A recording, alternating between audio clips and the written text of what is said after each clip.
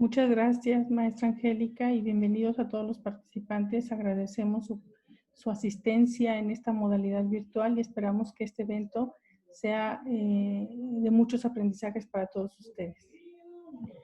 Muy bien, también tenemos aquí en la sala al doctor Óscar Martínez López, que es nuestro presidente del Instituto CAITA, para estar con nosotros durante la presentación de este webinar. Les agradezco también al doctor Óscar. Quiero agradecer al doctor Aldana del Instituto Jalisciense de Salud Mental, que nos acompaña el día de hoy también en la sala. Es subdirector de Desarrollo Institucional del Instituto Jalisciense de Salud Mental. También la maestra Georgina García del Instituto Jalisciense, perdón, de la Asociación Jalisciense de Nutriólogos AC, que se ha sumado. Para nosotros, sumarnos a las actividades a nivel mundial de la visibilización de los trastornos de conducta alimentaria es algo que nos compromete cada día, dadas las situaciones que se están presentando cada vez más. Hablar de trastornos de conducta alimentaria en el tiempo en el que las personas están más en casa, en el que estamos en esta cuarentena de alguna manera global, de distintas formas en los diferentes países. También a los profesionales de la salud nos compete estar como pendiente de esto y empezar a trabajar este tipo de eventos que el día de hoy nos permiten llegar a una gran cantidad de población de distintas maneras, ¿sí?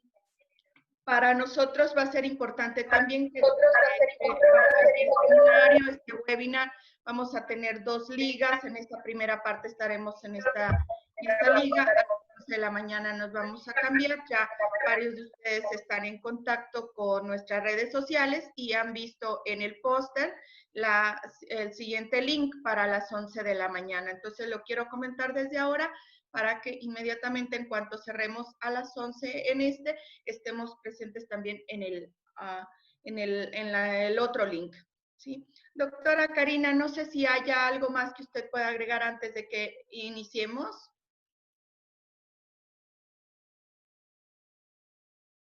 Sí, nuevamente agradecerles. Agradezco también a la Universidad de Guadalajara, al Centro Universitario del Sur y particularmente a la Coordinación de Educación Continua y a la Coordinación de Tecnologías para el Aprendizaje, quienes hacen posible que el día de hoy unamos estos esfuerzos y podamos llegar a ustedes en este Día Mundial de Acción por los Trastornos de la Conducta Alimentaria, donde la principal finalidad es que podamos diseminar conocimiento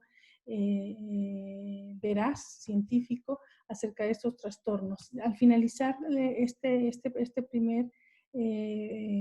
primera parte, en el chat les podemos compartir la siguiente liga, si les parece bien, para que no tengan que estar saliendo y entrando a diferentes ventanas, y les compartimos para que desde aquí se puedan enlazar. Estamos ya listos. Vamos a preguntarle a la maestra Karina a ver si nos dice si tiene buen audio y la podemos escuchar, maestra Karina. Sí, ¿qué tal? Buenos días, Karina. Ya, tengo buen audio y todo, solamente tengo dificultad desde este equipo, no puedo poner la presentación y en el otro no escuchaba, entonces me voy a quedar en este que sí escucho. Bueno, pues vamos, la dinámica de participación para este webinar va a ser los expositores estarán participando durante 20 a 25 minutos y dejaremos al término de cada exposición 5 minutos para sus preguntas, que en este momento, en esta primera parte, va a moderar la doctora Karina, perdón, y al final ella irá pasando las preguntas también para nuestra invitada o nuestros invitados de esta primera parte. Entonces les invitaríamos a que nos escriban sus preguntas en el chat y nosotros iremos revisando cada una de ellas para planteárselas al final a la doctora. Muy bien, pues voy a dar la palabra a la maestra Karina, que nos va a presentar a nuestra primer ponente. Gracias y bienvenidos todos a este webinar internacional.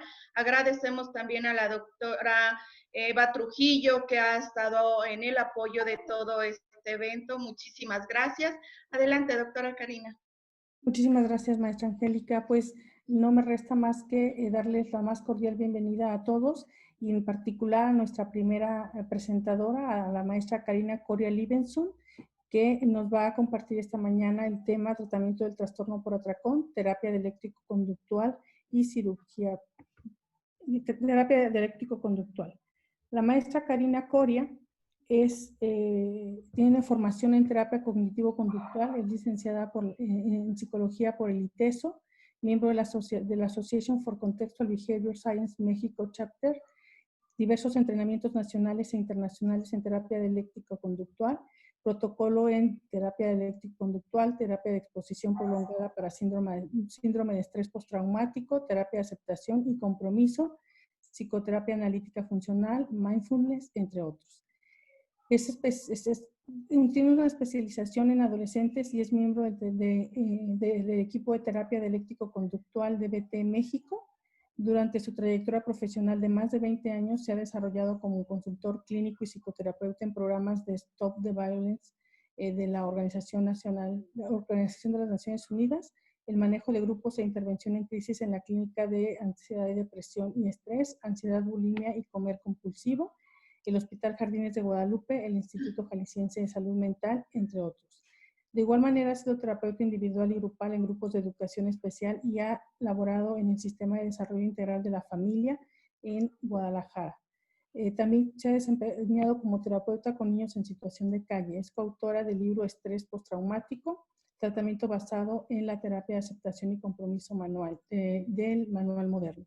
Conferencista y tallerista en congresos y talleres sobre conductas de riesgo en niños, adolescentes y adultos, mindfulness, cuidado al cuidador y otros. Y también participa en diversos programas de radio y televisión desde el 2009. Pues nuevamente le damos la más cordial bienvenida, maestra Karina, y adelante con su presentación.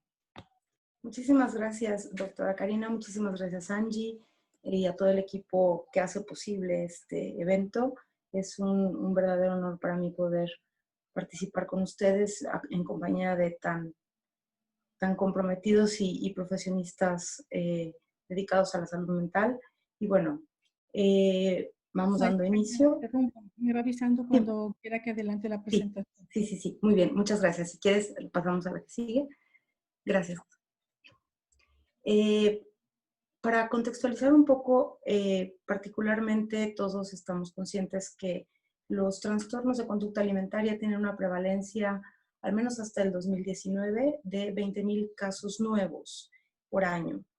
Estamos conscientes y estamos revisando continuamente estudios en donde los trastornos de la conducta alimentaria están asociados o tienen comorbilidad con una gran cantidad de trastornos de personalidad. Cuando hablamos de trastornos de personalidad, estamos hablando de trastornos diagnosticados como trastorno bipolar, trastorno límite de personalidad y diferentes trastornos esquizotípicos, incluso depresivos mayores. Entonces encontramos que los trastornos de conducta alimentaria acompañan en mucho o forman parte de trastornos de personalidad que hacen muy complejo su manejo. Dentro de una situación como la que estamos viviendo actualmente, que es una pandemia, podemos hablar de un evento traumático crónico. Podemos diferenciar entre un evento traumático con una línea de tiempo específico, como puede ser un asalto, que tiene un inicio y un fin, y podemos hablar también de eventos traumáticos crónicos. Cuando hablamos de eventos traumáticos crónicos, la diferencia con los eventos traumáticos en una línea de tiempo es que los eventos crónicos no tienen un claro inicio y un claro fin. Los eventos traumáticos crónicos muestran impacto en diferentes momentos del trayecto del evento y por lo general cuando hablamos de una guerra, cuando hablamos de una catástrofe natural, hablamos de que va a haber diferentes impactos en diferentes momentos para toda la población. Particularmente, hay 3 características importantes que se van a presentar y se van a manifestar dentro del trayecto o el curso de un evento traumático crónico. Estos son diferentes sintomatologías, como son la ansiedad, el estrés y la tristeza. Asociado a esto, a los trastornos de conducta alimentaria, observamos que una de las situaciones más prevalentes y más elevadas que se están registrando ahorita, tanto en las líneas de emergencia como en la consulta privada, como en la consulta pública, y lo que está mostrando la mayoría de la población a nivel mundial, es un nivel muy elevado de ansiedad que concretamente se está observando en conductas que tienen que ver con el comer. Adelante, por favor. Cuando hablamos de trastornos de conducta alimentaria, necesitamos conceptualizar que hay diferentes factores que tienen que ver con la conducta, con los problemas de conducta alimenticia. Son multifactoriales. No podemos hablar de que una sola situación elicita o genera un problema de alimentación. Y podemos ver que hay factores bioquímicos, hay factores ambientales y factores sociales. Esto quiere decir la interacción entre los miembros de la familia y los contextos inmediatos favorecen o digamos que refuerzan los problemas de conducta alimentaria. Cuando estamos transitando una situación como la actual, particularmente en nuestro país, que todavía estamos en fases de aislamiento importante, de distancia social, el contexto ambiental disminuye en términos de cantidad de gente con la que se interactúa. Sin embargo, observamos que hay un aumento, un incremento muy notorio en los estímulos asociados a la alimentación, al comer. Estar en casa, estar con las mismas personas, estar continuamente en el mismo espacio en donde se encuentra también una conducta natural de respuesta a juntar o a incrementar las reservas alimenticias en casa por el temor a que se acaben las cosas o por el deseo de nutrirnos de alguna manera para sustituir la falta de la exposición contextual social a la que estamos habituados, incrementa la cantidad de estímulos a los que estamos expuestos en términos de opciones de comida y de cantidades de comida. Esto ha traído un auge o un incremento muy importante en la manifestación de la ansiedad a partir de desear evitarla o desear regularla comiendo.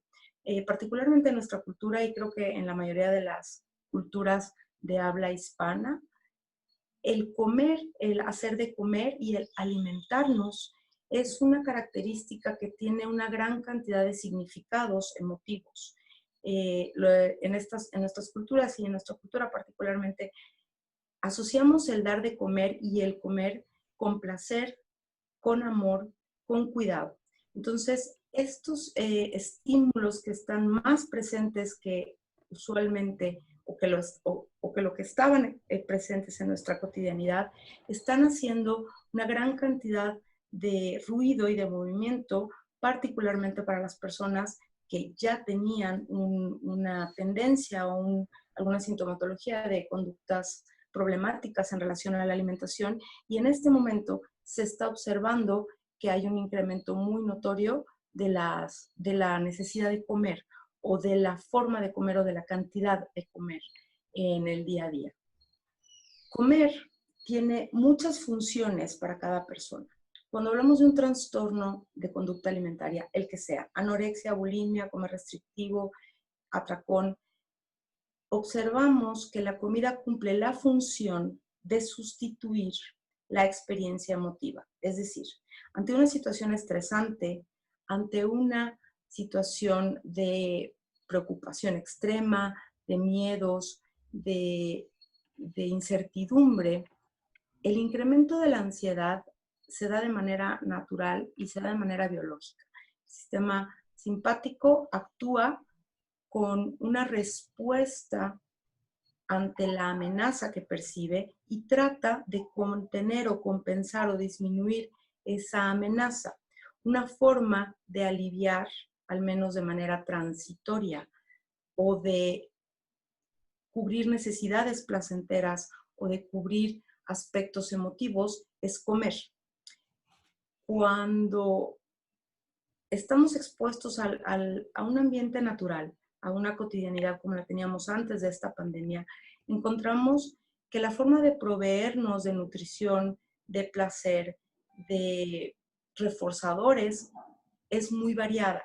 Encontramos refuerzos en muchos elementos del ambiente natural.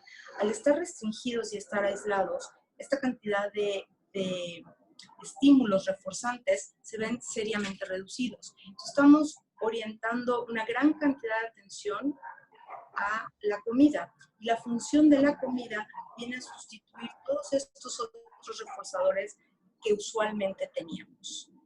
Cuando estamos observando a una persona que está presentando una ingesta excesiva en un periodo de 2 horas aproximadamente, al menos una vez por semana, y que esta conducta tiene el deseo, el anhelo, la intención de no sentir, de evitar sentir preocupación, ansiedad, incertidumbre, cuando el uso de la comida se ve incrementado de manera significativa por un periodo de tiempo al menos de 2 horas, al menos una vez a la semana, estamos hablando de que hay un criterio para decir que estamos observando un trastorno por atracón.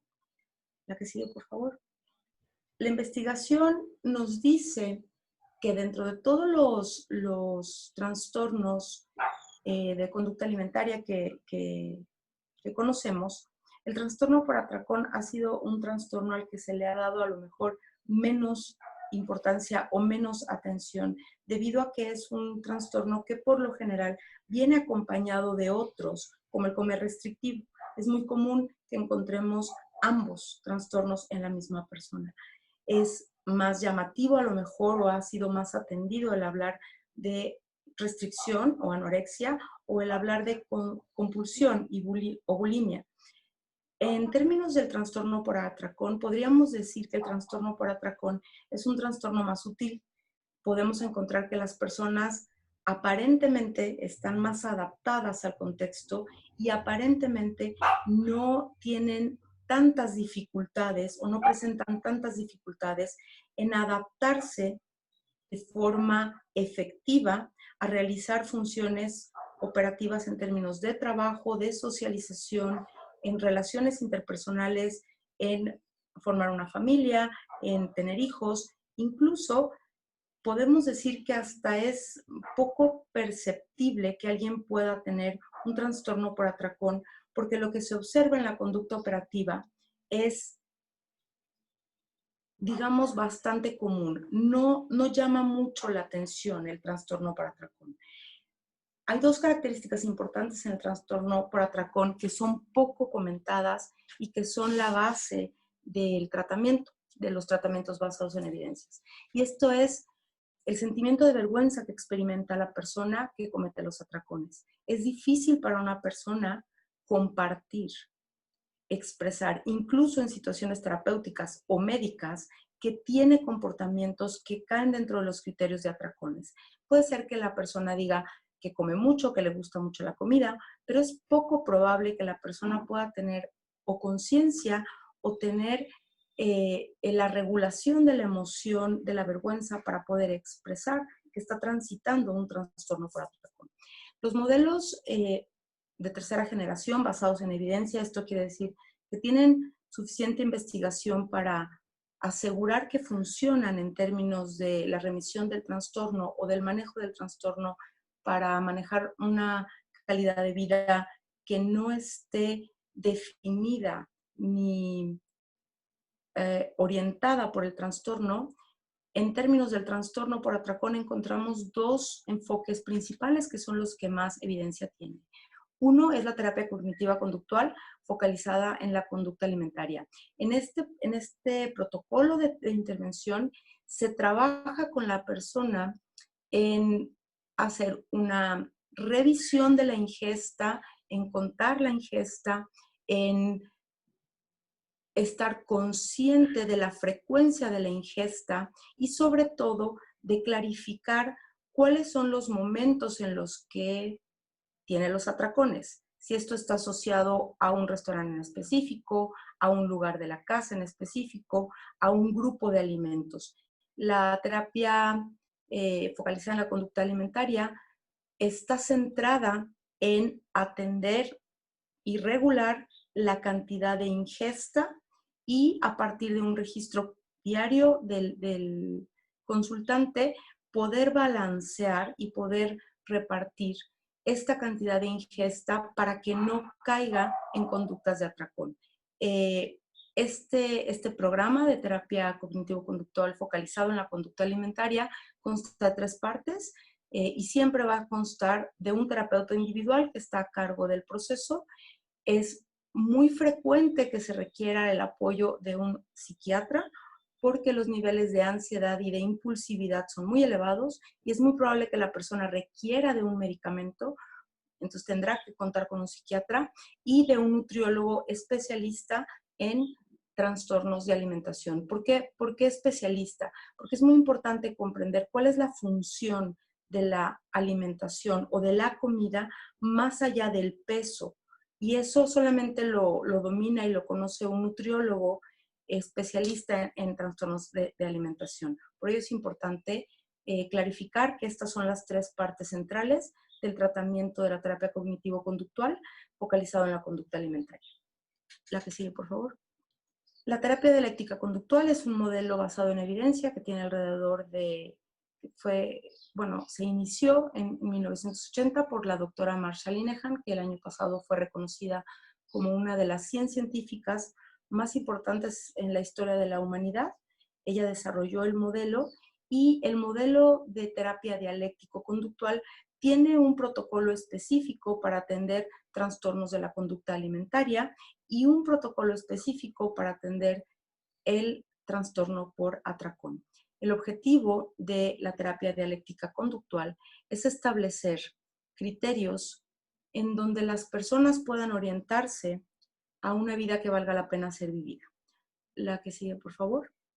Los antecedentes de la terapia dialéctica conductual están basados en la ciencia de la conducta, en el mindfulness utilizado como una estrategia de atención para incrementar la conciencia del self, de uno mismo, y estas dos se unen en buscar una dialéctica. ¿Qué es la dialéctica?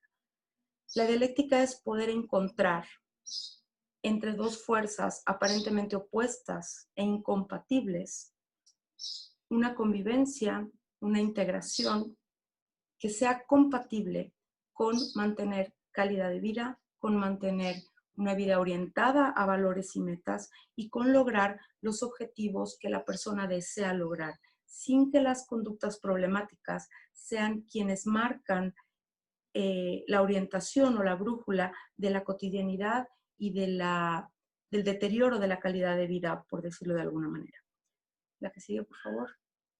Es importante entender que para DBT, el problema no radica, hablando concretamente del trastorno por atracón y de cualquier trastorno o cualquier conducta problemática, el problema no radica en la conducta en sí misma. El problema radica en la intervención de varios factores. Uno es una vulnerabilidad bioquímica.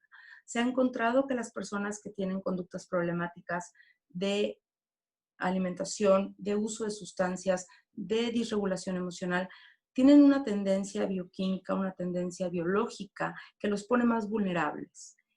Otro aspecto importante es la teoría biosocial. Esto se refiere a la interacción con el contexto. ¿Qué tanto es reforzada la conducta problemática y cómo se maneja la conducta problemática, sobre todo en el contexto inmediato, que es la familia o con quien se vive, y en el sistema en el que se desarrolla la persona, en el trabajo, en sus actividades sociales, y cómo estas transacciones con el ambiente refuerzan las conductas problemáticas? Y el tercer aspecto que considera la conceptualización de la terapia dialéctica conductual es que la persona no cuenta o cuenta con un déficit de habilidades importantes en términos de su regulación emocional. La que sigue, por favor. El centro para la terapia dialéctica conductual o en el modelo DBT es que el problema radica en las emociones. El comer de manera compulsiva, el comer mucho, los atracones cumplen una función muy efectiva para ayudarle a la persona a evitar sentir. Observamos que hay una gran cantidad de conductas que son problemáticas y que podemos identificar con claridad, como puede ser el uso de sustancias, como puede ser el alcohol, las drogas, el cigarro, incluso las conductas de autolesión, cortarse, morderse, arañarse, arrancarse el cabello, las pestañas, el pensamiento suicida, la ideación suicida, son conductas compensatorias que tienen la intención de regular emociones desagradables. Los atracones, en términos de efectividad, también cumplen esta función. Entonces, por más que sea lógico para la persona o para los tratantes, el equipo de tratantes, que una conducta es problemática o por más absurdo que esto parezca, necesitamos comprender que es efectivo, porque lo que la persona desea en un primer momento es no sentirse mal, no sentirse ansioso, no sentirse preocupado, no sentir angustia por la incertidumbre que esté experimentando ante su vida cotidiana. Entonces, las conductas problemáticas cubren la función a corto plazo de reducir ese malestar. El problema con las conductas problemáticas es que son reforzantes en sí mismas. Es decir, si yo tengo un atracón en un primer momento, va a ser efectivo por un par de horas y va a mitigar la ansiedad, la preocupación o la dificultad para resolver problemas que esté enfrentando. Sin embargo, al mediano plazo y a largo plazo se va a requerir un nuevo atracón que por lo común va a ser más elevado en cantidad o más frecuente y más intenso o más prolongado. Porque las conductas problemáticas que buscan evitar la emoción tienen una efectividad muy corta. No es opcional sentir. El ser humano está diseñado para experimentar emociones. Entonces, esta lucha contra las emociones, en términos de los atracones, generan que el atracón en sí mismo refuerce una nueva situación emotiva en donde la persona experimente una gran cantidad de vergüenza por lo que comió, un sentimiento de culpa muy elevado porque no siguió el plan alimenticio, porque quedó mal con los terapeutas o incluso porque la gente con la que convive se va a dar cuenta de lo que comió y eso va a generar que la persona se sienta muy, muy incómoda. Esto va a reforzar que haya un nuevo atracón. La que sigue, por favor. En DBT se entrena en grupo habilidades de regulación emocional, tolerancia al malestar, efectividad interpersonal y conciencia plena. Es una parte del tratamiento. La que sigue, por favor. Otra parte del programa de DBT, la otra parte son 4 partes. Una es el entrenamiento en habilidades, otra es la terapia individual, que está centrada en entender para la persona cuál es la función de la conducta problemática, es decir, del atracón, para qué le está sirviendo y cuáles son las emociones que quiere evitar, de tal manera que pueda fortalecerse en el manejo emocional y no sea necesario el uso de los atracones para evitar la experiencia emotiva. La que sigue, por favor. Incrementar estas habilidades va a reducir la probabilidad de que el consultante requiera de una conducta como un atracón para manejar sus emociones. La que sigue, por favor. Entonces, el tratamiento de la terapia dialéctica conductual, que es el que tiene más evidencia en efectividad hasta la fecha, consta de 4 partes. Una es terapia en grupo, que es un entrenamiento en incrementar habilidades. Es terapia individual. La atención psiquiátrica, por lo común, está asociado a otros trastornos, como habíamos visto, y como hay una predisposición bioquímica para esta disregulación emocional, es muy, muy probable que se requiera el uso de un experto y de medicamentos para sostener al paciente en lo que puede desarrollar las habilidades necesarias para manejarse sin los medicamentos. Y hay que entender que por la incidencia de mortalidad que tienen los problemas de alimentación, es probable, a lo mejor en un 50% de los casos, que las personas no puedan dejar por completo el medicamento o tengan que recurrir en diferentes etapas de su vida al uso de los medicamentos. Y la otra parte del tratamiento es el especialista en nutrición, que repito, no puede ser un nutriólogo nada más, necesita ser un especialista en trastornos de alimentación para comprender cuál es la función de la conducta del atracón o cualquier conducta de trastorno alimentario. La que sigue, por favor. el tratamiento en DBT orientado a los problemas de alimentación, concretamente al trastorno por atracón. Podríamos hablar de que va a durar alrededor de 6 meses a 1 año, por lo menos. El protocolo de DBT estándar de entrenamiento en habilidades es de 6 meses y se recomienda que el mismo entrenamiento de habilidades lo tome el consultante por lo menos 2 veces. A veces no es suficiente tomar el entrenamiento una sola vez, entonces la recomendación es que se tome 2 veces ese entrenamiento, esa terapia en grupo. Esta terapia en grupo, me faltó decir, incluye también a los familiares de los pacientes y a los allegados. Generalmente la terapia en grupo se hace junto con las personas que viven en casa y está abierta a la pareja, a un amigo o a alguien significativo en la vida de la persona que quiera participar del entrenamiento. Son grupos incluyentes, o se puede hacer un grupo solo para los pacientes identificados y otro grupo para los familiares y allegados.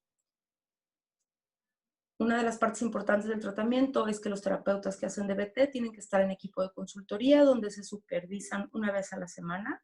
Están una vez a la semana reunidos en equipo, están estudiando los protocolos y supervisando cada caso y cada situación que enfrentan con los pacientes de manera constante durante todo el tiempo que se participe en un programa de DBT. Estos son libros que se pueden conseguir en Amazon de manera física o electrónica. Es la bibliografía sugerida para conocer un poco más de la terapia dialéctica conductual, que es un modelo bastante completo, consta de muchas partes, y son las fichas para el entrenamiento en habilidades, cómo se llevan las sesiones una a una con cada especificación, y los otros 2 libros abordan las adecuaciones al programa de DBT estándar específicas para el trastorno por atracón o los trastornos de conducta alimentaria, en términos de algunas habilidades que hay que reforzar más que otras y los tiempos de duración de cada uno de los entrenamientos de las habilidades. Algunos bloques son de 5 sesiones y para trastornos de alimentación, el bloque, por ejemplo, de tolerancia al malestar, el entrenamiento de tolerancia al malestar, tiene más sesiones, tiene a lo mejor 6 o 7 sesiones. Entonces, en esos libros, que son muy fáciles de conseguir en internet, pueden encontrar paso a paso exactamente lo que se tiene que hacer con los formatos, las fichas, los modelos, qué hace el terapeuta individual, qué hace el terapeuta de grupo, qué se hace con la familia, maneja el proceso completo del tratamiento de DBT para los trastornos de conducta alimentaria, concretamente el trastorno por atracón. Y bueno, creo que estamos en tiempo, justo. La que sigue, por favor. Sé que fue como una explicación muy rápida. La presentación se queda para ustedes, la pueden descargar y la pueden usar con todo gusto. Espero que haya sido de utilidad para ahora que estén atendiendo consultas y consultantes que están enfrentando y que se está presentando con mucha más prevalencia el trastorno por atracón. A lo mejor hace un tiempo no era tan común, pero actualmente por la circunstancia del evento traumático crónico de la pandemia, es un trastorno que está tomando mucha prevalencia. Invitarlos a leer, estudiar, hay muchos entrenamientos en línea, mucha capacitación en línea, supervisarse con terapeutas expertos, y espero que estas herramientas les sean de utilidad para ustedes mismos y para sus consultantes. Agradezco muchísimo su atención y estoy a sus órdenes. Si tienen alguna duda o pregunta. Muchas gracias, maestra Karina. Tenemos tiempo para 1 o 2 preguntitas. Adelante, doctora. Comenta, buen día. ¿Qué diplomado o especialidad en línea recomienda a los nutriólogos para que se especialicen en TCA? Creo que esa pregunta la podría contestar mejor el doctor Carlos, el nutriólogo Carlos Pacheco, pero CAITAP tiene una especialidad en trastornos de conducta alimentaria que es presencial y en línea. Seguramente hay enlaces en su página de Facebook. Y una pregunta más de Ricardo García. ¿Al asistir regularmente a restaurantes buffet sería una conducta de riesgo para desarrollar atracón o un indicador de que ya se tiene, considerando si la persona comiera mucho? Acuérdate que hay que tomar en cuenta que el atracón solo existe si es en un periodo de 2 horas y la ingesta cubre los criterios que vienen en la presentación.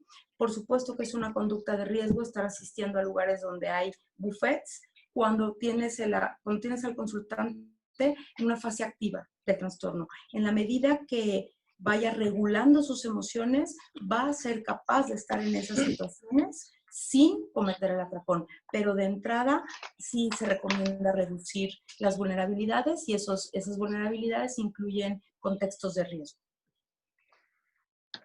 Te voy a hacer 3 preguntas más para que puedas. Sí, adelante. Claro. Preguntan, entonces, desde este paradigma, ¿se puede hablar de cogniciones compensatorias?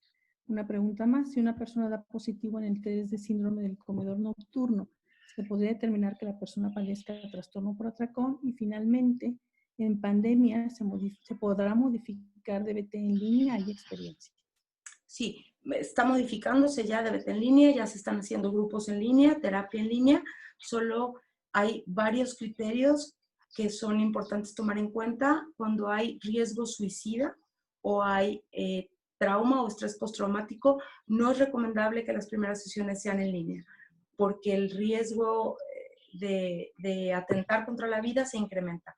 Entonces sí se están haciendo adecuaciones al tratamiento. La otra pregunta era en relación a si se podía tomar como trastorno por atracón el comedor nocturno. No estaría tan segura, pero al final el manejo de entrenamiento en habilidades sí sería diferente, porque el comedor nocturno o el comedor que está dormido y duerme y come al estar dormido y se levanta a comer, tendría que estar manejado de una manera diferente, pero sí se puede dar la comorbilidad o de manera aislada, ambas. Y la primera pregunta, doctora, perdón, la olvidé. Sí, entonces, desde este paradigma, ¿se puede hablar de cogniciones compensatorias? En realidad, el atracón es la compensación a la evitación experiencial. Lo que entendemos por atracón es comer compulsivo, comer intenso. Esa es la conducta compensatoria para evitar sentir. ¿Me explico?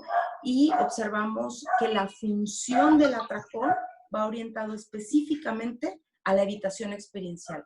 Ahí es cuando podemos hablar de que hay un trastorno por atracón. No sé si es suficiente la respuesta. Sí. Esta es la conducta compensatoria. Estamos ya sobre el tiempo, maestra Karina. Nuevamente, si tienen más dudas, me los puedes mandar si quieres por correo, no tengo ningún problema y las puedo responder por mail. Por aquí vamos a poner un ratito el correo de la maestra. También más adelante, en la siguiente participación, en la siguiente reunión. Muchísimas gracias, maestra Karina. Ahora me voy a permitir presentar a la maestra Gloria Dada. ¿Sí? Ella es doctora, disculpe, doctora Gloria. Es psicóloga y psicoterapeuta con una licenciatura en psicología en Roma, Italia. Tiene una residencia en terapia breve y resolución de problemas, máster en terapia cognitivo-social en Barcelona, España, un posgrado en trastornos de la conducta alimentaria y diploma de estudios avanzados en psicología clínica y de la salud en Barcelona, España, doctora en psicología clínica y de la salud en Barcelona, España también, y un postdoctorado en counseling en la Universidad de Calgary, Canadá. Su abordaje clínico se encuadra en el modelo constructivista y sistémico, haciendo énfasis en los procesos de significado y de relación y en la reconstrucción de la narrativa vital. Se desempeña en la atención en terapia individual, de pareja o familiar. Es especialista en tratamiento y prevención de los trastornos de la conducta alimentaria. Además de su experiencia clínica, ha trabajado como docente en cursos en línea, en licenciatura, diplomado y maestría en España, Italia, Canadá y El Salvador. Sus trabajos en el campo de la investigación en psicología clínica han dado lugar a varias publicaciones científicas y contribuciones en congresos internacionales en Europa y América. Le damos la más cordial bienvenida, doctora Gloria, y adelante con su presentación. Muchas gracias, doctora Karina. ¿Me escuchan bien? Quería saber si me escuchaban bien. De acuerdo. Gracias. Muchas gracias y para mí es un gusto estar aquí hoy con ustedes. Y lo que les voy a presentar, pues, tiene que ver más con el papel de la cultura y de nosotros como profesionales que somos parte de esa cultura, de cómo podemos fomentar una cultura de bienestar contrapuesta a la cultura tan difundida que hay, que es una cultura de dieta y restricción.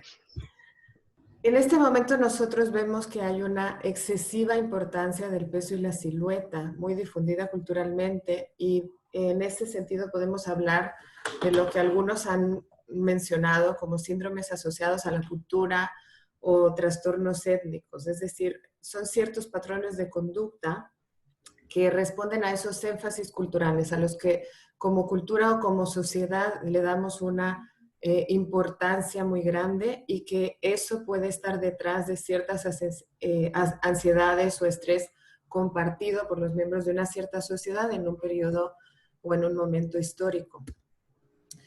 Y esto de buscar ciertas cualidades o buscar transmitir ciertas cualidades a través de la relación con el propio cuerpo no es nada nuevo. Yo sé que entre quienes estamos aquí hoy en este seminario online, hay muchas personas que trabajan con pacientes con trastornos de la conducta alimentaria, pero esto ya lo encontramos desde las santas del siglo XIV, como Santa Catalina de Siena, que llevaba a cabo ciertas prácticas de ayuno prolongado, de restricción, incluso de purga, con la intención de purificar su cuerpo. En aquel momento, estas conductas referidas a la relación con el cuerpo y la alimentación buscaban ciertas cualidades como la pureza, la santidad, el no someterse a lo que el cuerpo dicta.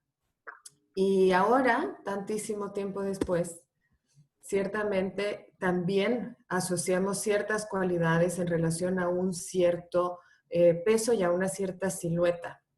Sí, bueno, yo ya empecé en esto hace ya bastante. Quizás hace 15 años más o menos, la idea de un cuerpo que reflejara unas ciertas cualidades era solamente un cuerpo delgado, muy delgado. Ahora ese estándar ha cambiado y lo que se busca es un cuerpo que no solo sea delgado, sino que además esté tonificado, ejercitado, como símbolo de ciertas cualidades que ya vamos a ver, entre ellas la salud. Y es que, como decía antes que yo, Karina, para nosotros, en nuestras culturas, comer no solamente tiene una función nutricional. Nosotros no comemos solo para ingerir aquel combustible que necesitamos, sino que también es una actividad social que está cargada de significados y de simbolismos. Pero no solo comer, también el no comer está lleno de significados y de simbolismos. Si bien antes, en la época de las santas que les mencionaba, el ayuno era una penitencia espiritual, ahora podríamos decir que el ayuno podría ser una penitencia corporal. Es decir, el cuerpo es un objeto de culto y el consumir ciertas cosas o el ceder ante las necesidades corporales es visto como algo negativo, con lo cual el poder hacer penitencia, tanto ayunando como haciendo ejercicio, es una forma de expiar eso que se ha hecho mal culturalmente hablando. Y esto es justamente lo que queremos aclarar.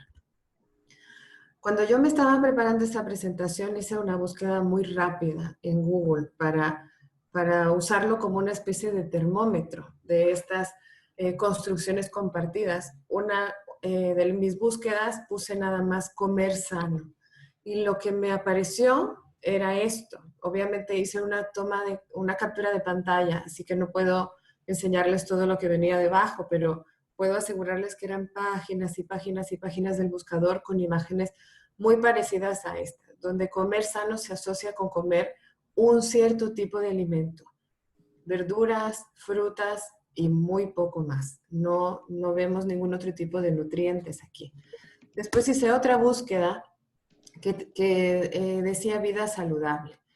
Y en estas imágenes aparecen un par de elementos más, pero también pueden darnos una idea de lo equivocados que estamos con respecto a lo que entendemos como cultura como saludable. Por ejemplo, otra vez, hay frutas y verduras casi únicamente como comida sana, es decir, tenemos catalogadas ciertos alimentos como saludables y otros, por lo tanto no, por eso no están aquí. Tenemos algunos símbolos de hacer ejercicio, como algo saludable. Tenemos una cinta métrica, es decir, tomarnos medidas debe ser muy saludable, porque además esta es la primera imagen que aparece. Y la otra es que cuando aparecen personas, que no aparecen mucho, pero cuando aparecen, aparecen en solitario. Y esto me llamó mucho la atención, ya vamos a ver por qué. Hay en este tiempo un culto al cuerpo, casi como si fuera una cuestión moral. De hecho, usamos un lenguaje moral para referirnos a ciertas conductas que tienen que ver con el comer, ¿verdad? Hay gente que cuando se come un postre dice literalmente pequé, ¿verdad? Como si fuera un acto moral. Y es que tenemos asociado a cierta configuración física ciertas características. Tenemos construido en nuestra mente y en nuestra cultura que un cuerpo delgado es un cuerpo sano y un cuerpo con sobrepeso o con obesidad es un cuerpo enfermo.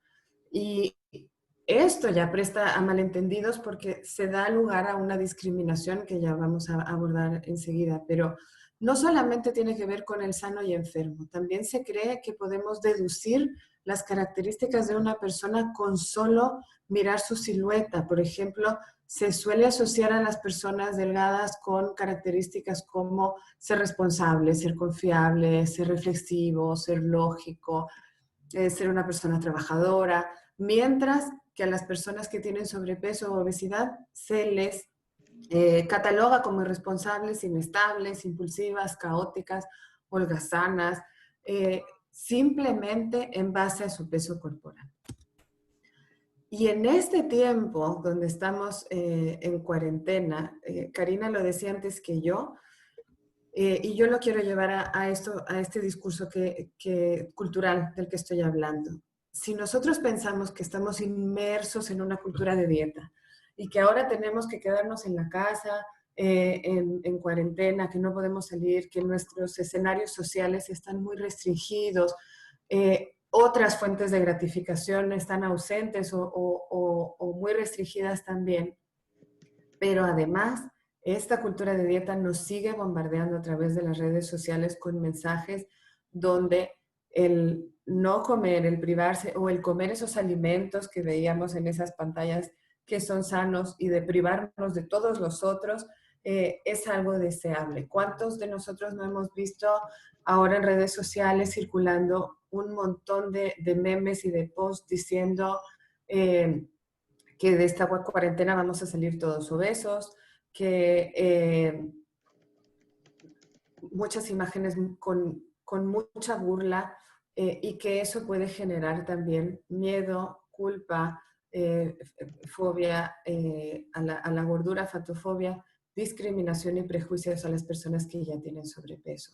Pero además, como antes decía Karina, este mismo miedo, esta misma culpa, esta misma ansiedad que me genera, podría llevarme también a tener conductas de ingesta para aplacar esa ansiedad, generando este círculo vicioso de ansiedad, culpa, atracón, etcétera, ¿verdad? Entonces, esta cultura de dieta se basa en una relación sin fundamento y a veces la dicen así, tal cual, algunos pacientes que llegan a mi consulta. Menos es más, es decir, existe la creencia muy difundida de que uno puede juzgar el estado de salud de una persona e identificarlo en base a su peso corporal. A menos peso, más salud. Es como si fuera una relación directa. A menos calorías, más saludable es la comida. A menos nutriente de X tipo, carbohidratos, azúcares, grasas, en general esos nutrientes que son ricos en energía, mientras menos tenga, más saludable la comida. No hay ningún apoyo científico para estas afirmaciones, pero son creencias que están muy difundidas y que seguimos promoviendo, desgraciadamente. Así que vamos a ver cuál es la diferencia. ¿Qué nos dice la ciencia y qué nos dice la cultura de dieta?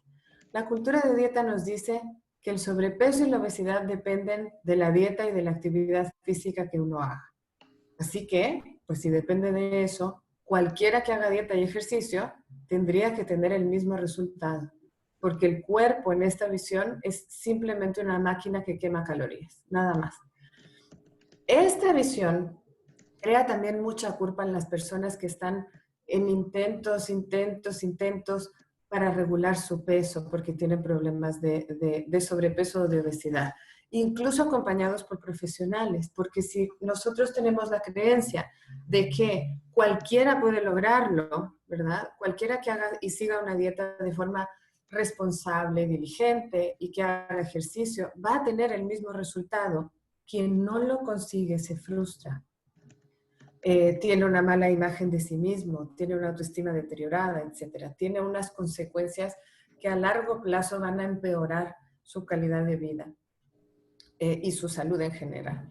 En cambio, la ciencia lo que nos dice es la acumulación de grasa en el cuerpo, que es lo que después llamamos en términos cortos obesidad o sobrepeso, depende de múltiples factores, depende de factores hereditarios, depende de factores del entorno, depende de ciertos detonadores conductuales que la persona tiene, dependen incluso de sus hábitos de sueño, dependen en general, vamos a decir, de su salud metabólica, no de su peso en general.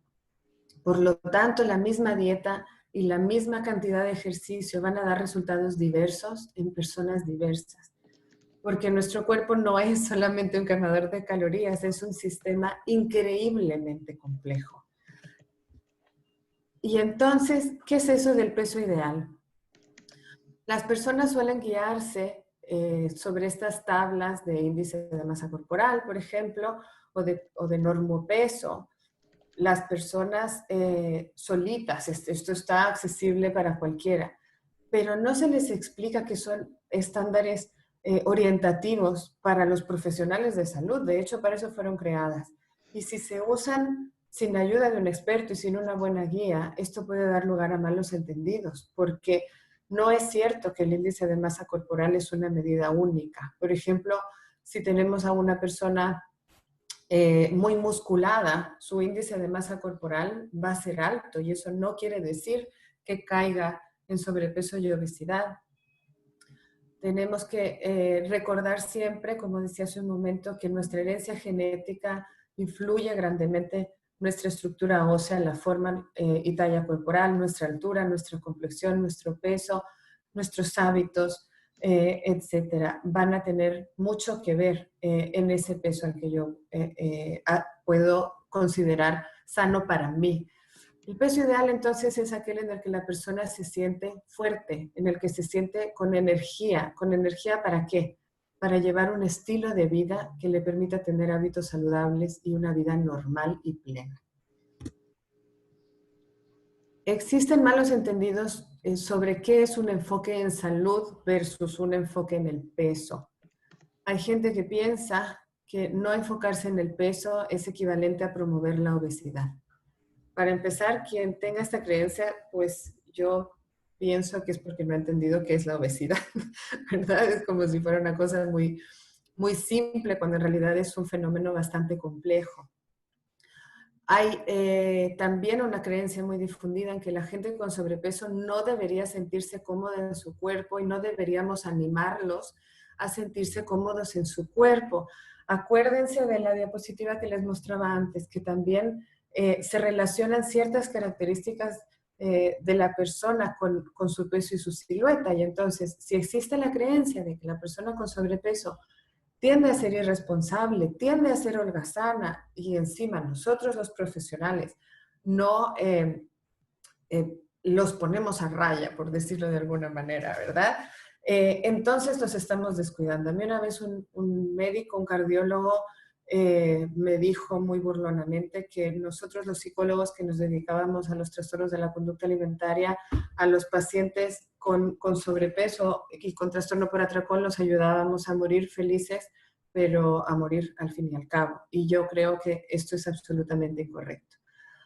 Los datos de investigación nos muestran todo lo contrario. De hecho, una imagen corporal positiva es un factor de protección ante la ganancia de peso, aunque fomentar una imagen corporal positiva no tiene como objetivo directo que la persona regule su peso, a la larga sí que va a ser un factor de protección.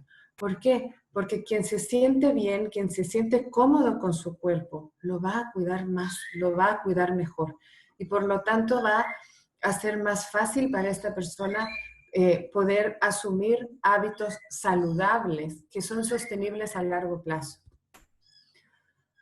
Y aquí es importante porque si estamos hablando de un enfoque en salud, necesitamos recordarnos qué es la salud. Y aquí les he puesto la definición de salud que nos da la Organización Mundial de la Salud muy pronto en cuanto se funda. Es una definición que hicieron en 1946 y que se hizo oficial en 1948 y sigue vigente hasta el día de hoy. Es decir, es una definición que tiene como 75 años y dice: la salud es un estado completo de bienestar físico, mental y social, y no solamente la ausencia de afecciones o enfermedades. Pero lo curioso es que a veces los mismos profesionales de la salud tomamos solo de forma parcial esta definición y nos enfocamos solamente en el bienestar o en eso que entendemos nosotros como bienestar físico, pensando que así vamos a prevenir afecciones o enfermedades. Y esto no es suficiente para considerar que una persona está saludable. La diferencia en estos dos enfoques es que los profesionales de salud incluso que se enfocan en el peso y en mecanismos de control, lo que hacen es partir de que si nosotros regulamos el peso de una persona, el resultado por añadidura va a ser que mejore su salud. Mientras que quienes nos enfocamos en la salud, nos enfocamos más en el cuidado de la persona. Es decir, intentamos crear hábitos saludables y como estamos convencidos de que el cuerpo es una máquina muy compleja y muy maravillosa, si nosotros tenemos buenos hábitos de salud, lo que va a pasar es que el peso va a regularse solo.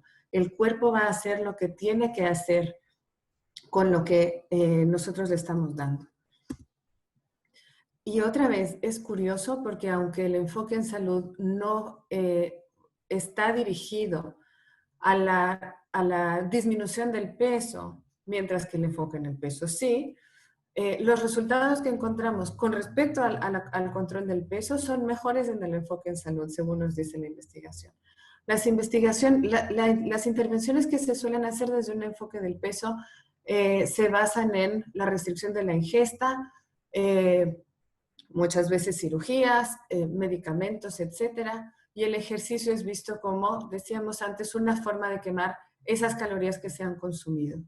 Mientras que un enfoque en salud es un enfoque mucho más completo, es un enfoque global y holístico de la persona, donde se aboga por la aceptación del propio cuerpo, por una alimentación intuitiva, por la comprensión de esos factores psicológicos y comportamentales que están ligados a la ingesta, por todo eso que no tiene que ver con términos nutricionales que lleva a la persona a comer ciertas cosas o a no comerlas. El ejercicio no es visto como una especie de castigo para expiar los pecados que la persona se comió, sino que es una forma de movimiento, un movimiento que debe ser disfrutado por la persona, que tiene beneficios para la persona más allá de la reducción de peso, sino que también mejora sus niveles de energía, su estado de ánimo, etcétera, etcétera. ¿Cuáles son los resultados físicos? Por supuesto, sabemos que el enfoque en el peso va a causar un calo en el peso corporal, pero también las malas noticias es que las personas que siguen este enfoque han perdido la batalla contra la obesidad, porque lo que sabemos es que alguien que sigue una dieta restrictiva o un régimen de este tipo va a recuperar alrededor del primer año después de la intervención entre un 30 y un 40% del peso que ha perdido y después gradualmente va a ir recuperando su peso entre los próximos 3 y 5 años, incluso superando su peso de base. También sabemos que los estudios a más largo plazo incluso muestran incrementos mayores todavía en el peso recuperado. Mientras que el enfoque en salud, como de lo que se trata es de fomentar hábitos, la estabilización del peso y la disminución del peso, si es que tiene que haberla, continúa incluso después de finalizar la intervención, porque el hábito se ha quedado allí. Así que se estabiliza el gasto energético, mejoran los indicadores metabólicos como la presión arterial, los lípidos en sangre, mejora las conductas y las elecciones nutricionales de la persona, con lo cual los cambios se pueden mantener mucho más allá. Y quizás para mí como psicóloga la parte más importante, los resultados psicológicos, es que en un enfoque de peso se tiende a tener un resultado que va a durar, como decía, un año nada más, pero después se va a recuperar. Y la sensación que va a tener la persona es de frustración, de fracaso, volví a fallar, hice todo lo que pude, así que tiene una baja autoestima, ansiedad, pero además lo exponemos a ser estigmatizado y rechazado. Y quizás más a mediano plazo lo ponemos más en riesgo de desarrollar un trastorno de la conducta alimentaria o conductas disfuncionales con respecto al ejercicio. Mientras que en un enfoque en salud mejora la autoestima, la aceptación de uno mismo, el sentido de autoeficacia y disminuyen síntomas como la depresión y la ansiedad. Es interesante porque cuando vemos estudios, vemos que esta autoestima y aceptación, por ejemplo, en mujeres que han seguido un tratamiento centrado en salud, es mejor al finalizar el tratamiento independientemente del cambio en el peso corporal. Y quizás el núcleo de un enfoque centrado en salud es el autocuidado compasivo, que tiene que ver con hacer un movimiento, una actividad física y una alimentación basadas en el respeto del propio cuerpo y de mí misma, que está contrapuesto a el movimiento y la restricción alimentaria como castigo y como sufrimiento necesario para conseguir ese objetivo que quiero. Es necesario conectar con las necesidades individuales y con esas sensaciones internas de placer, de hambre, de saciedad y de disfrute. Adquirir confianza, y esta para mí quizás es la parte más difícil al trabajar con los pacientes, adquirir confianza en las propias señales y sensaciones internas. ¿Por qué es la parte más difícil? Porque culturalmente les han enseñado a desconfiar de su propio cuerpo. Y sacarlos de esta lógica de confiar en estos controles externos para llevarlos a una alimentación intuitiva y a un ejercicio adecuado. Así que es pasar de esta visión de fuerza de voluntad a una visión de el autocuido, de yo soy importante, yo soy mi propio medidor. ¿Qué significa adoptar un enfoque en salud? Significa abandonar un paradigma centrado en el peso y en el control del peso y adoptar un paradigma centrado en el bienestar y en la salud en este sentido amplio que nos dice la Organización Mundial de la Salud. Sabemos que un cambio en un estilo de vida es más sostenible en el tiempo que una modificación en el peso, y centrarnos más en un bienestar integral. El bienestar emocional y la felicidad son indicadores de salud que son mucho más importantes, mucho más acertados y que nos van a dar salud a más largo plazo que un peso o un número en una báscula o en una cinta métrica como la que estaba ahí. Así que para mí, si les he podido transmitir un mensaje hoy, para mí sería que pudiéramos empezar a hacer un cambio radical de paradigma como profesionales de salud, de pasar de el tan difundido y horroroso no pain, no gain, ¿verdad? Sin dolor no hay ganancia, a una visión diferente. Sin autocuido compasivo no es salud. Y con esto, pues les agradezco mucho su atención y haberme dejado participar aquí. Muchísimas gracias, doctora Gloria. Una presentación muy ordenada por aquí. Muchas felicitaciones le están mandando por el chat. Me voy a permitir leer algunos comentarios. Excelente, de Cecilia Barrios, excelente plática y de mucha ayuda a los nutriólogos. Tenemos una responsabilidad en el equipo de salud y justo debemos ver al individuo como un ser complejo y en el entorno psicológico y social. También por aquí, Pía nos comenta, excelente presentación, que si podría dar alguna bibliografía de consulta sobre el cuadro que compartió del enfoque en el peso y el enfoque en salud. Sí, claro que sí.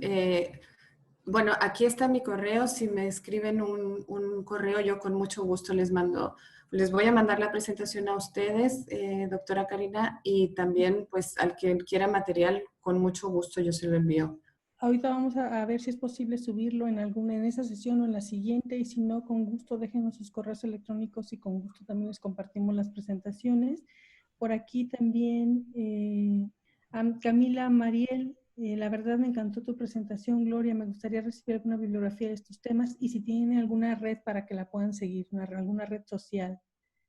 Sí, yo trabajo en este lugar que tienen aquí el simbolito que se llama Centro Arboretum. Nosotros tenemos presencia en Facebook, en Instagram, tenemos un canal de YouTube, así que sí, estaríamos encantados de que nos sigan y estar en contacto con ustedes. Muchas gracias. Siguen las felicitaciones, Nancy Francione, excelente exposición, Esperanza. Qué importante es aprender a plantearnos objetivos de manera generativa. En realidad, la carga de decir voy a perder peso conecta con emociones diferentes que decir estoy cuidando mi salud. Muchas gracias por la plática. También la felicita a licenciada Crisol Cervantes, les encantó la presentación, a Violeta Rubí, a Ana Bravo, a Florencia, que sí comparte su cosmovisión. Se quedará guardada la presentación. Sí, vamos a socializar estas presentaciones. Por aquí déjenos su correo electrónico, por favor. Aquí hay personas que van a estarlos anotando y les estaremos enviando esta presentación. Los profesionales del comportamiento alimentario necesitamos trascender nuestra disciplina, ya que hoy escuchamos una nutrióloga con mucho contenido psicológico. Eso es muy cierto, porque creo que estos trastornos requieren un abordaje multidisciplinario. Hoy más que nunca.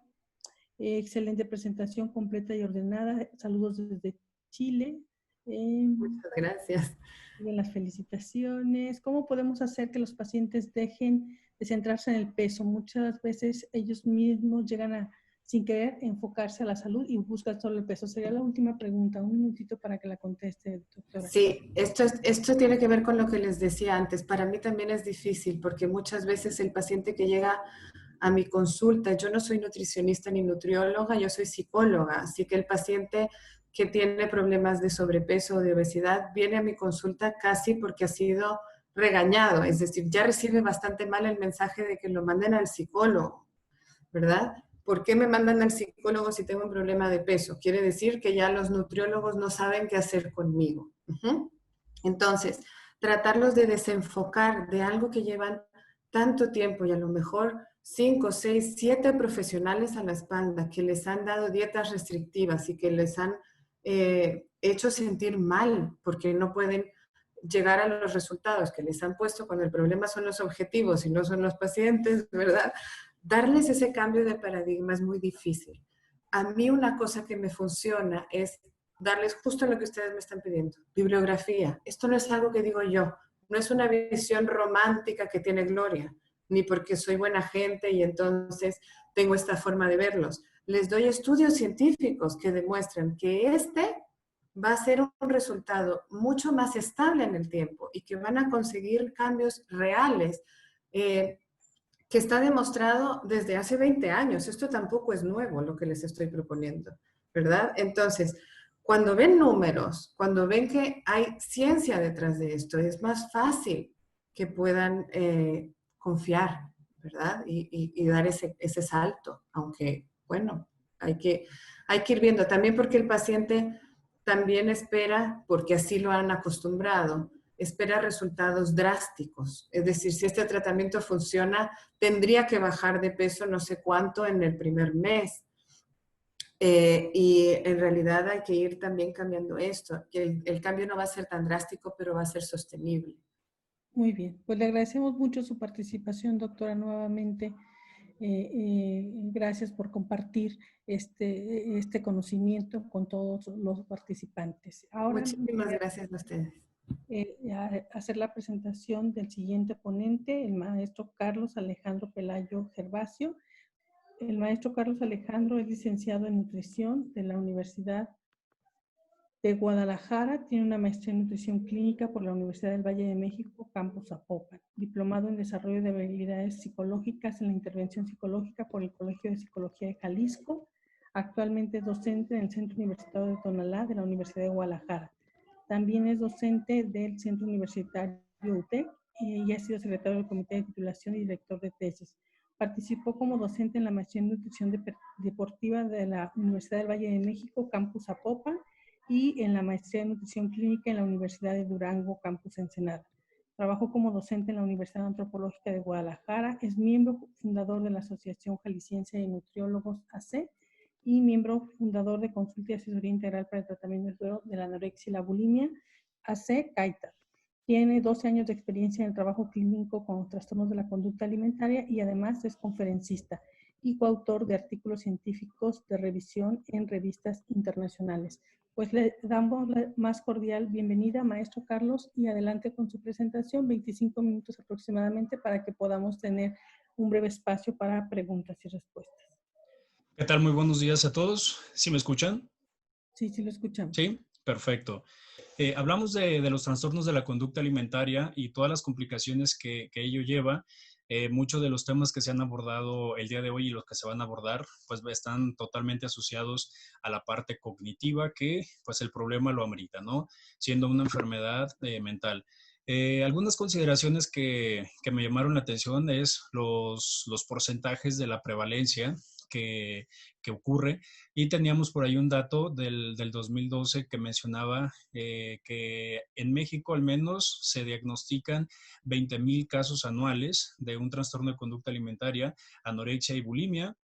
Y bueno, también hay otro tipo de complicaciones, si lo vemos desde la ENSANUD en medio camino o como tal ya 2018, donde gran porcentaje de la población pues presenta una depresión, aunado a que un sujeto con depresión puede llegar a tener alteraciones en la conducta alimentaria, para lo cual pues incrementa el riesgo de muerte, ¿no? Y aquí vemos que la anorexia como tal pues representa un 5.9% de muerte o hasta un 18%, mientras la bulimia tiene menos tasa de letalidad, que es 1.6%. Las comorbilidades como tal que se asocian son los trastornos afectivos de un 50 a un 75%, los trastornos por ansiedad en un 60%, abusos de sustancias que pueden ser permitidas o no permitidas socialmente, y trastornos de la personalidad. En el occidente de nuestro país está la prevalencia, en este caso, en el occidente como tal del mundo, pues, refiere que entre 0.3 en anorexia y 1% de la población puede desarrollar este tipo de problemática. En el caso, bueno, de la etapa de la vida, pues identificamos que la mayor cantidad de sujetos que se ven afectados están en una etapa de la adolescencia, donde tratan o intentan encajar en una sociedad, tratan de encajar también en un ambiente, bien que está presionado, justo por lo que estamos viendo ahí en la pantalla, donde pues tienen factores biológicos, tienen factores psicológicos, familiares y socioculturales, que al final pueden orillar o pueden hacer que el paciente tenga o inicie la conducta alimentaria. Por lo tanto, se modifique y pueda desarrollarse el trastorno de conducta, ¿no? Ahorita vamos a ver un poco más a detalle cada uno de ellos. Ya creo que esto se los explicaron, los tipos de trastorno de conducta alimentaria, y parte de los tratamientos que se hacen cada uno de ellos, pues tenemos el ambulatorio, tenemos hospital de día y hospitalizados, cada uno de ellos con sus protocolos de intervención, y por lo tanto también los costos que ello implica, pues entre más grave esté el caso, y significa que el paciente puede estar hospitalizado y debe de tener alguna cantidad de días como hospital o como hospital de día, en el cual pues los costos aumentan y puede desfalcar familias. En este caso de la nutrición, tenemos unos protocolos como muy establecidos para hacer la evaluación del estado nutricional, donde prácticamente, déjenme nada más minimizar un poco la pantalla de todas las personas. ¿Listo? Okay.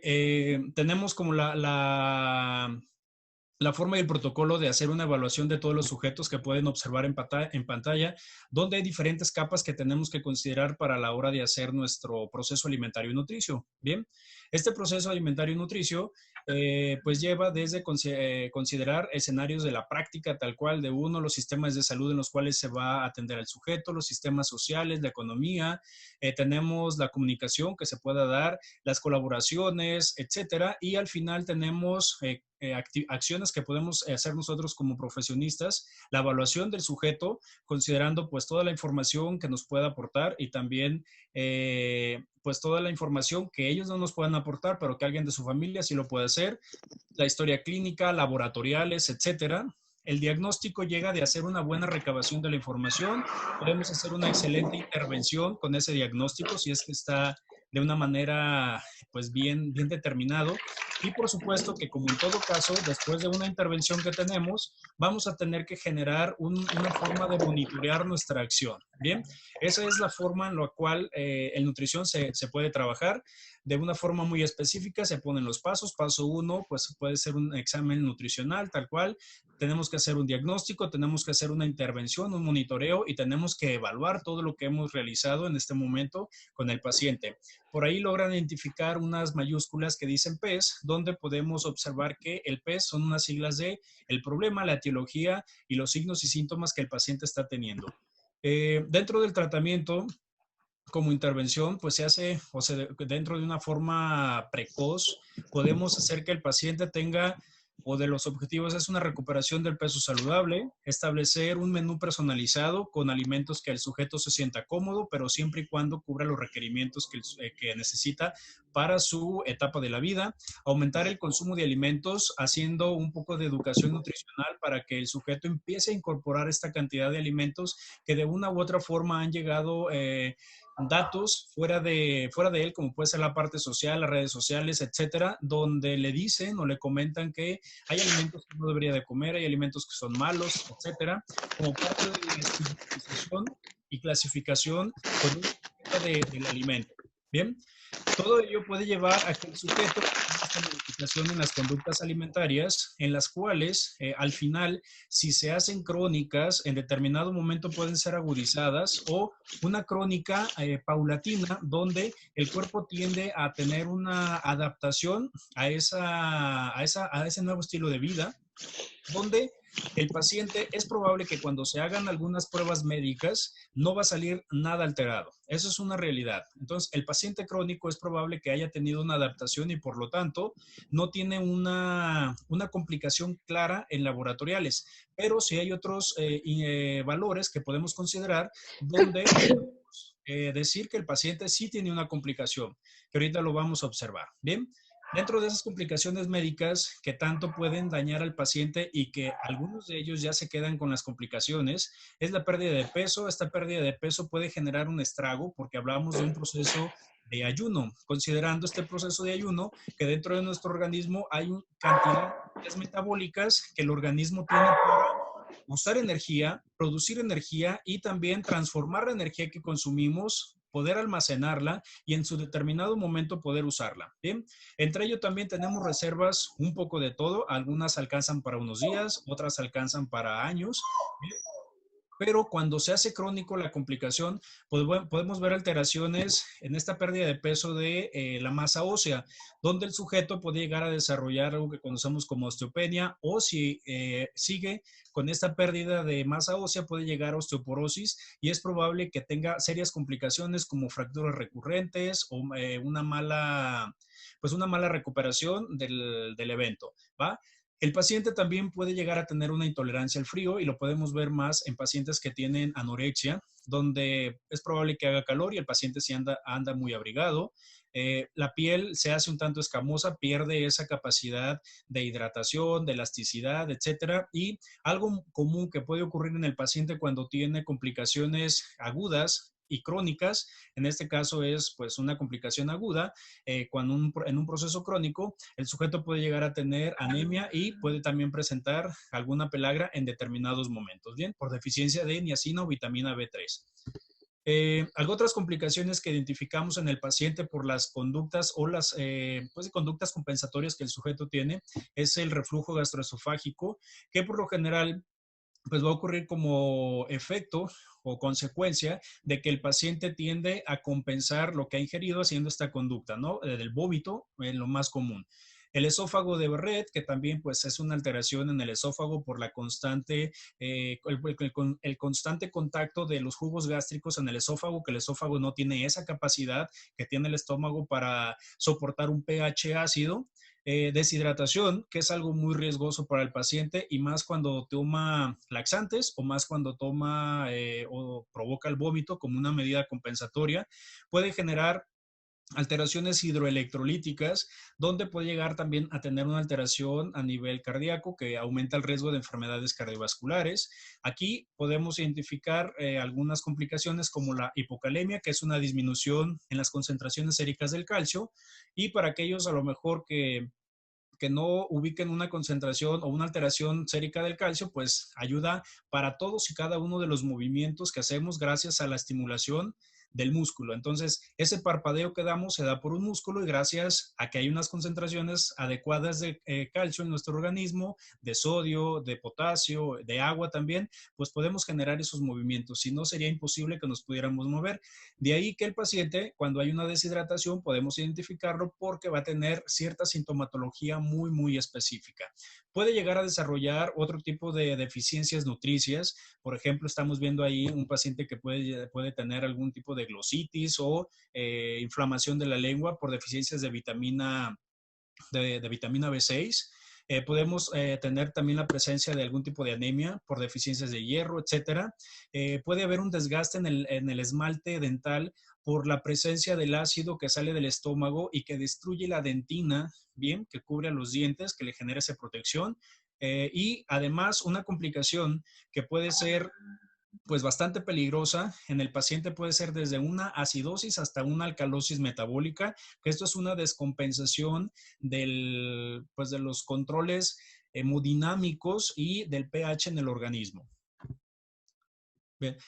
Hay pacientes que tienen una cantidad o que tienen conductas compensatorias, entre ellas, por ejemplo, el abuso de laxantes, que tomemos en cuenta el abuso de laxantes o el consumo de laxantes con frecuencia puede llegar a generar una tolerancia en el paciente, ¿de acuerdo?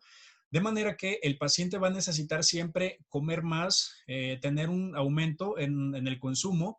Y recuerdo aquí una situación de que había pacientes que se llegaban a consumir hasta 2 botecitos por día y literal era así como unas 30 cápsulas de X o Y fibra de esos de suplementos de dudosa procedencia, ¿bien? Donde se los tomaba y refería que ya no le generaban ninguna consecuencia que antes 1 o 2 pastillas sí le hacía para evacuar. Entonces, bueno, ahí está.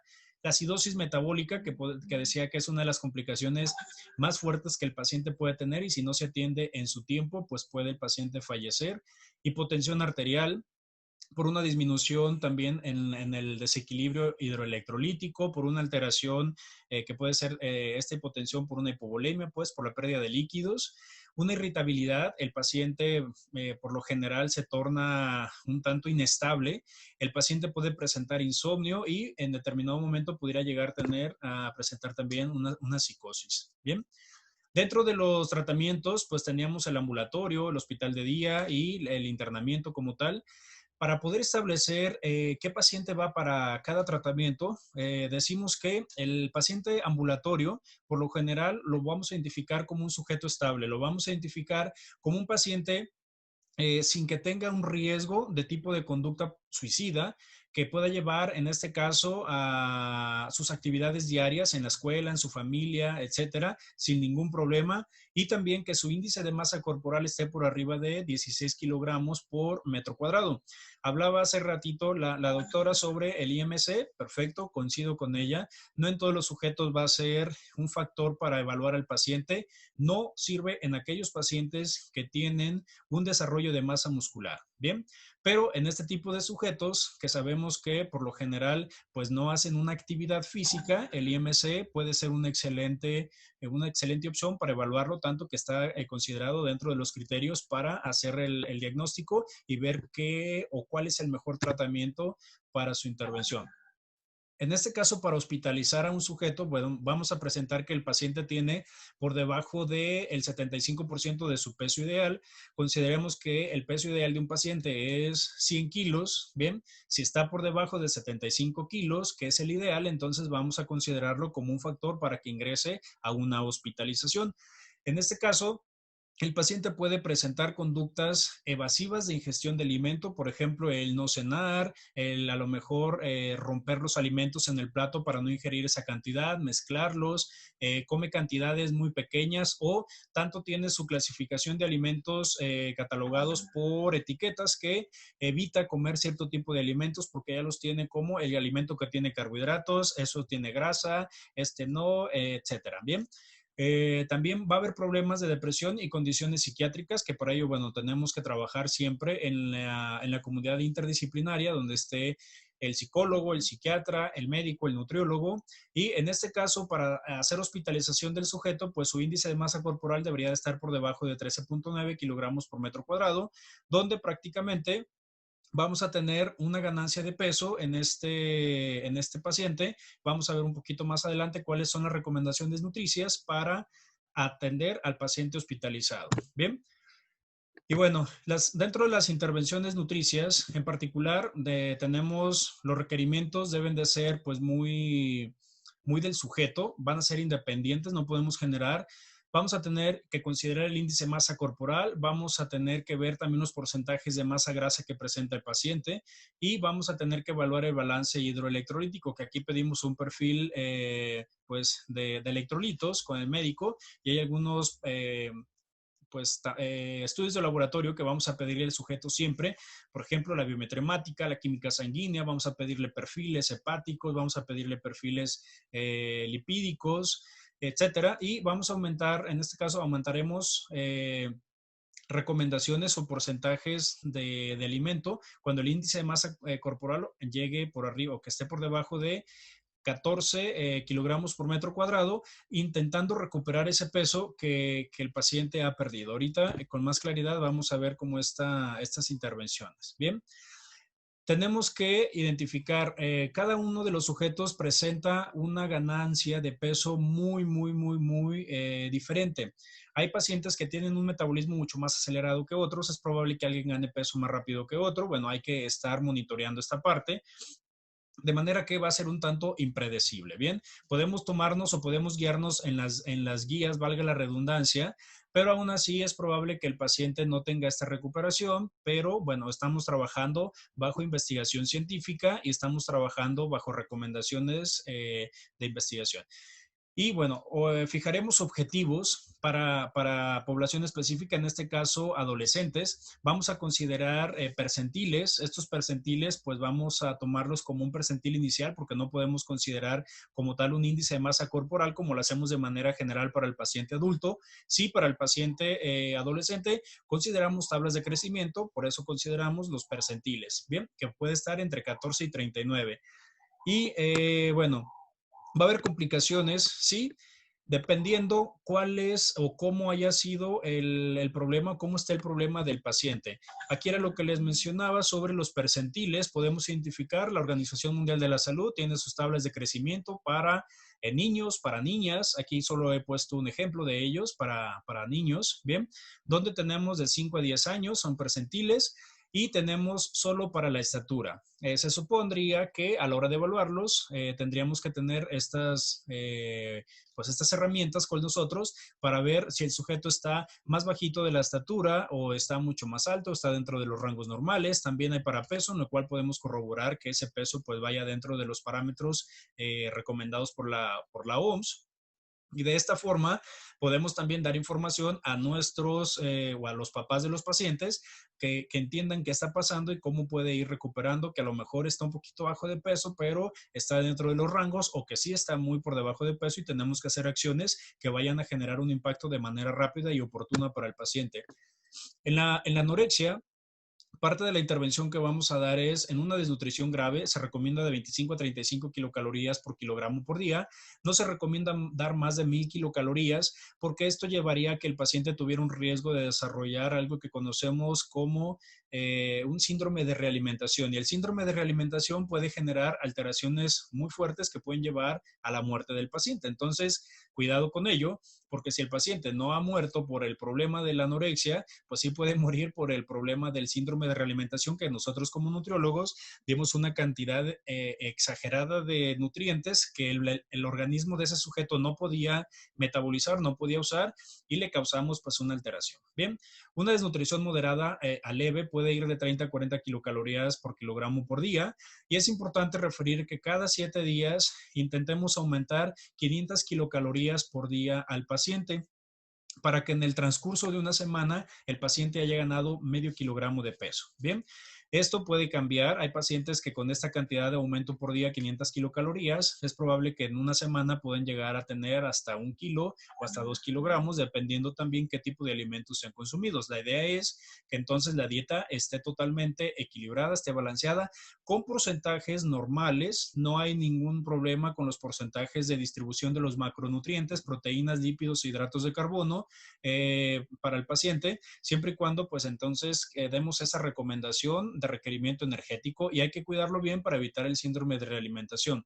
Y durante la recuperación del paciente, cuando ya haya tolerado cierta cantidad de kilocalorías, en este caso hablo de un 70% o más del requerimiento energético total con base en su peso ideal, vamos a recomendar hasta 70 kilocalorías, de 50 a 70, cuando el paciente o lo queremos estabilizar. Y una vez que ya está estabilizado, pensando en que ello lleve unos 6 meses, pues va a tener que darse una recomendación calórica normal entre 30 a 40 kilocalorías por kilogramo de peso.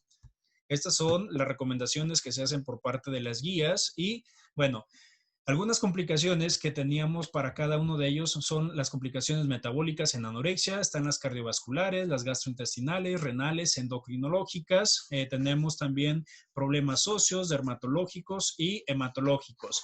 Cada uno de ellos, perdón, cada uno de ellos pues va a generar o puede estar representado dentro de los estudios de laboratorio. Por ejemplo, las metabólicas, podemos identificar que el sujeto presenta una hipercolesterolemia o también presenta una hipercarotemia, donde el sujeto en las palmas de sus manos y en las plantas de sus pies puede haber una pigmentación de color naranja, porque pues hay una mayor cantidad de este pigmento que sale, que está almacenado en el tejido adiposo, y cuando el paciente está disminuyendo peso, pues usa ese tejido adiposo para generar esa energía, por lo tanto sale el torrente sanguíneo y hay ciertas partes de nuestro organismo que se pigmentan. Bien, en la parte cardiovascular va a haber alteración de latidos, podemos hablar de bradicardia, podemos encontrar también un poco de hipotensión.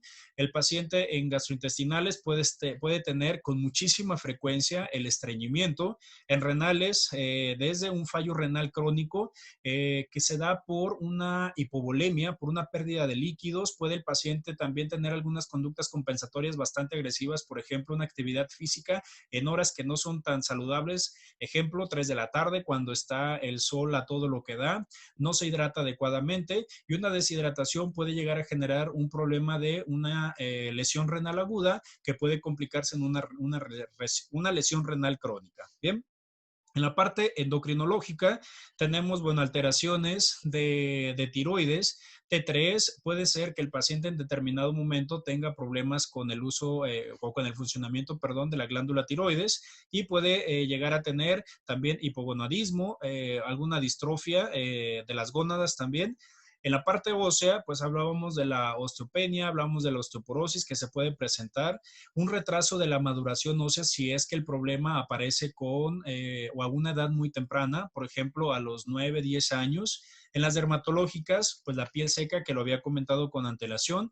Algo característico en un proceso grave es el lanugo, que el lanugo es una vellosidad, unos vellitos como tipo de piel de durazno que aparecen en esta parte, en la parte facial, también en la parte de la espalda del sujeto o a veces en los antebrazos, donde podemos identificar que es una forma de protección del paciente para no perder tanto calor. Bien, esto es en anorexia.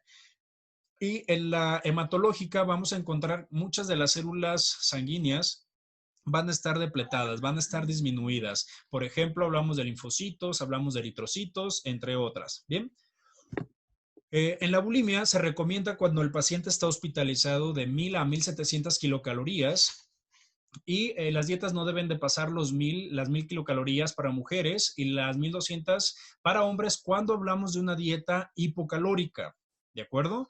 Hablamos de una dieta hipocalórica, son menos cantidad de energía, 1000 para mujeres, 1200 para hombres. Dentro de las complicaciones para la bulimia tenemos complicaciones metabólicas, cardiovasculares, gastrointestinales y también tenemos las renales. Dentro de las metabólicas podemos encontrar alcalosis metabólica por una pérdida de cloro a la hora de estar vomitando, porque es una bulimia, y algo que ocurre con frecuencia es los vómitos como una conducta compensatoria. Las cardiovasculares, bueno, hablamos de prolapsos mitrales a nivel de corazón, hablamos de enfermedades o alteraciones del electrocardiograma, hablamos de las renales, que puede tener esta alteración de hidroelectrolíticas, de pérdida de minerales, que puede al final llegar a generar alguna alteración en la célula funcional del riñón, que es la nefrona, y hablamos de dermatológicas también, por ejemplo, las callosidades que encontramos en los nudillos, si es que lo hace con la mano, si no buscará otra forma de hacerlo como algún cepillo o algo otro instrumento. Bien, bueno, creo que por el tiempo y lo más importante lo he mencionado dentro de las intervenciones y dentro de las complicaciones que el paciente con un trastorno de conducta alimentaria va a tener. Por lo general, anorexia y bulimia son los que más podemos encontrar en nuestra población. No así, no destaco que va a haber problemas también con algo otros que no están especificados, que llamamos las conductas alimentarias no específicas, que seguramente también podremos hacer una buena intervención con algunas de las recomendaciones que acabo de referir. De mi parte es todo, muchísimas gracias, y la presentación, pues de igual forma como los demás, estará disponible. Gracias. Muchísimas gracias, maestro Carlos. Estamos a 1 minuto, 2 minutos de cerrar en esta parte del webinar para enlazarnos en la otra sesión. Vamos a cerrar con una pregunta. ¿Cuál es, Carlos, de Vanessa Hernández? Carlos, ¿cuál es tu experiencia con el refeeding en pacientes hospitalizados con anorexia? Híjole, la verdad es que no he tratado con pacientes hospitalizados.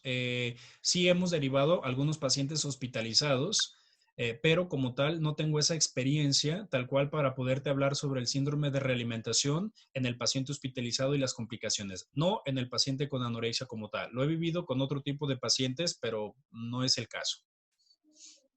Ok, muchísimas gracias. Aquí le mandan también felicitaciones. Las consecuencias pueden ser para siempre, igual si se supera el diagnóstico de Jessica Páez, maestro Carlos.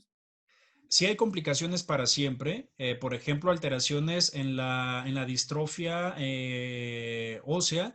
Hay pacientes que siempre van a tener problemas con ellos y a temprana edad pues van a tener que usar bastón. Tenemos el caso de algunos pacientes que tienen esta complicación, o también pérdidas dentales que ahí ya no se recuperan, pacientes jóvenes de 26 años en los cuales ya tienen que usar pues una prótesis dental porque ya la pérdida de dientes ha sido total.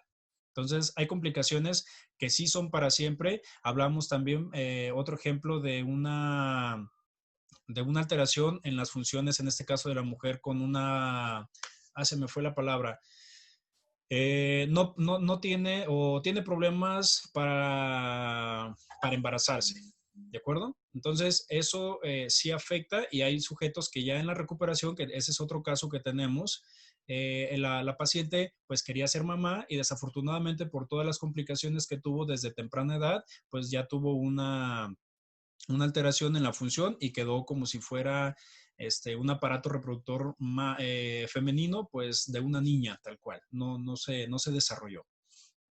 Muchas gracias, maestro Carlos. Con esto estamos concluyendo esta primera parte. Les agradecemos a todos los participantes. También reiteramos el agradecimiento a la Universidad de Guadalajara, al Centro Universitario del Sur, particularmente a las coordinaciones de educación continua y de tecnologías para el aprendizaje.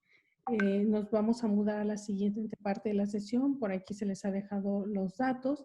En esta segunda sesión sí tiene el límite de participantes. Esperamos que no se queden afuera ninguno de ustedes, y si no, se va a estar retransmitiendo por Facebook Live en alguna de las páginas web que están en el cartel. Muchísimas gracias a todos, y con esto concluimos esta primera parte. Que tengan buen día.